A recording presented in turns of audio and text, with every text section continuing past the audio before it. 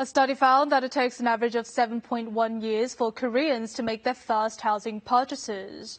It was also found that in order to buy a house in the Seoul metropolitan area, a person has to save every single penny he makes for nearly 7 years. Housing prices in the Seoul metropolitan area spiked dramatically last year. The Ministry of Land, Infrastructure and Transport found that the price-income ratio for homes in Seoul and its vicinity stood at 6.9 times. That's the same level as in 2014 when the figure hit a record high.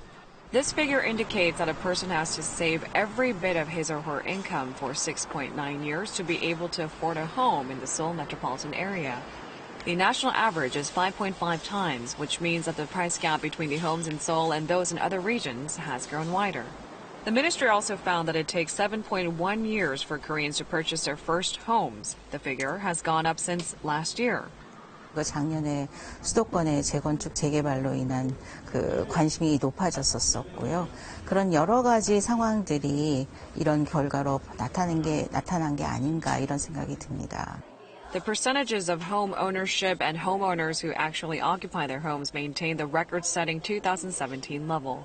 Meanwhile, the percentage of Koreans who think they must purchase their own homes fell slightly to 82.5%.